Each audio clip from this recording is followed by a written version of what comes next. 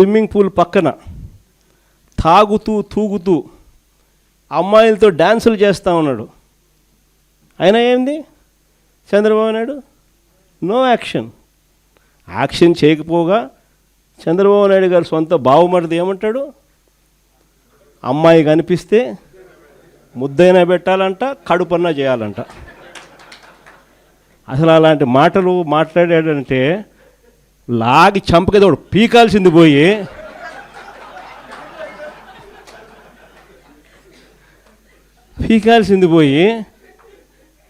హహహ నవ్వుతారు.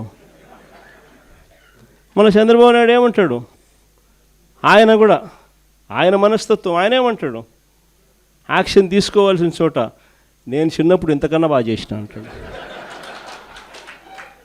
అసలు ఇక్కడి నుంచి మొదలవుతుంది. వీళ్ళకి ఎందుకు ఈ మాదిరిగా జరుగుతూ ఉంది పరిపాలన, ఎందుకు ఈ మాదిరిగా సాగుతూ ఉంది పరిపాలన, ఎందుకు అక్క చెల్లెమ్మలకు భద్రత లేని పరిస్థితి రాష్ట్రంలో ఉంది, ఎందుకు విచ్చలవిడిగా డ్రగ్స్ దగ్గర నుంచి లిక్కర్ మాఫియా వరకు ఈ రకంగా ఎందుకు రాష్ట్రం అంతా కూడా అతలాకుతలం అవుతూ ఉందనంటే కారణం మైండ్ సెట్.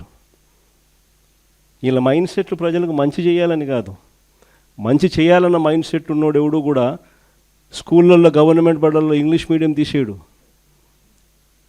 మంచి మైండ్ సెట్ ఎవడన్నా ఉన్నోడు ఎవడు కూడా 8వ తరగతి పిల్లలకు ట్యాబులు ఇచ్చే కార్యక్రమం ఆపేయడు. మంచి మైండ్ సెట్ ఉన్నోడు ఎవడైనా కూడా నాడు నేడు పనులు ఆపేయడు. మంచి మైండ్ సెట్ ఉన్నోడు ఎవడైనా కూడా పిల్లలకు 3వ తరగతి నుంచి టోఫుల్ చెప్పే కార్యక్రమానికి ఎవడు ఆపేయడు. 3వ తరగతి నుంచి సబ్జెక్ట్ టీచర్లు పెట్టి పిల్లలకు మంచిగా చదివించాలి, గొప్పగా చదివించాలన్న ఆలోచనను తీసేయడు. వీళ్ళ మైండ్ సెట్ సరిగ్గా లేదు కాబట్టి ఇవన్నీ కూడా ఆగిపోయాయి. వీళ్ళ మైండ్ సెట్ సరిగ్గా లేదు కాబట్టి రైతులకు ఈరోజు ఏ ఒక్కరికి కూడా గిట్టుబాటు ధరలు రాని పరిస్థితి. వీళ్ళ మైండ్ సెట్ సరిగ్గా లేదు కాబట్టి ఈరోజు రైతులకు ఉచిత పంటల బీమా లేకపోయినా కూడా కనీసం ఇవ్వకుండా ఎగరగొడుతూ పట్టించుకోకుండా వదిలేసిన పరిస్థితులు. రైతులకు పెట్టుబడి సహాయం అందడం లేదు, ఏ పంటకు గిట్టుబాటు ధర రావడం లేదు, ఉచిత పంటల బీమా ఎగరగొట్టేశాడు, ఇన్పుట్ సబ్సిడీ ఇవ్వాల్సింది ఇవ్వడంలా. అయినా ఏమాత్రం కూడా చీమ కొట్టినట్టు కూడా లేదు. పేదలకు ఉచితంగా వైద్యం అందడం లేదు, ఆరోగ్యశ్రీ గాలికి ఎగిరిపోయింది. నెట్వర్క్ హాస్పిటల్ మేము చెయ్యము వైద్యము పేదవాడికి అని చెప్పి బోర్డులు తిప్పేస్తున్నారు. 3,150 కోట్ల రూపాయలు వాళ్ళకు బాకీలు ఉన్నాయి, అయినా పట్టించుకునే పరిస్థితి లేదు. ఎందుకంటే వీళ్ళ మైండ్ సెట్ పేదవానికి మంచి చేయడం కోసం కాదు, ఆడవాళ్ళకు మంచి చేయాలని కాదు, చివరికి అక్క చెల్లెమ్మలకు 0 వడ్డీ కూడా ఎగరగొట్టిన ఏకైక నాయకుడు ఎవడన్నా ఉన్నాడు అని అంటే ఇక చంద్రబాబు నాయుడు. సూపర్ 6 సూపర్ 7 కదా దేవుడు ఎరుగు. మన ప్రభుత్వంలో ఇస్తూ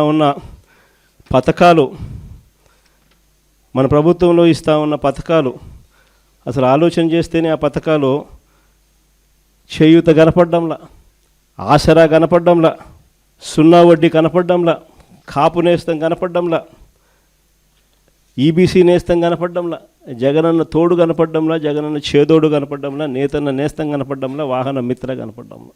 ఇల్లు కూడా సైతం మనం చివరికి 31 లక్ష ఇళ్ళ పట్టాలు ఇచ్చి 21 లక్ష ఇళ్ళు శాంక్షన్ చేయించి 10 లక్షల ఇళ్ళు పూర్తి చేసి మిగిలిన ఇళ్ళన్నీ కూడా వివిధ దశల్లో తీసుకొని వచ్చి వేగంగా నడుపుతా ఉన్న ఇల్లు కూడా కన్స్ట్రక్షన్ కూడా ఆగిపోయిన పరిస్థితి. వీళ్ళకి ఎవ్వరికీ కూడా పాలన మీద ధ్యాసలా, కేవలం దోచుకో పంచుకో తినుకో. అందుకనే ఈ వ్యవస్థ అంతా ఇట్లా తయారైపోయింది. ఈరోజు వైఎస్ఆర్ కాంగ్రెస్ పార్టీకి సంబంధించిన ప్రతి కార్యకర్త కూడా ప్రజలకు తోడుగా నిలబడుతూ అడుగులు ముందుకు వేయాల్సిన సమయం వచ్చింది. అడుగులు ముందుకు వేయమని చెప్పి మనందరినీ కూడా గట్టిగా కోరుతా ఉన్నాం. చూస్తా 2 ఏళ్ళు అయిపోయింది, 3వ బడ్జెట్ ప్రవేశపెట్టాడు. ఇక బడ్జెట్ ప్రవేశపెట్టాల్సినవి కూడా ఇక 2 బడ్జెట్లు. ఉద్యోగస్తుల దగ్గర నుంచి, మహిళల దగ్గర నుంచి, రైతన్నల దగ్గర నుంచి, పిల్లల దగ్గర నుంచి, యువకుల దగ్గర నుంచి ప్రతి ఒక్కరూ కూడా చంద్రబాబు నాయుడు గారిని తిట్టకుండా తిడుతూ ఉన్నారు. ఇంకా 2 ఏళ్ళకే చూస్తా ఇంకా మరో 2 ఏళ్ళు అయిపోతుంది. ఆ తర్వాత ఎలక్షన్ ఇయర్. మధ్యలో 1.5 సంవత్సరం నా పాదయాత్ర కూడా ఎలాగో సాగుతుంది.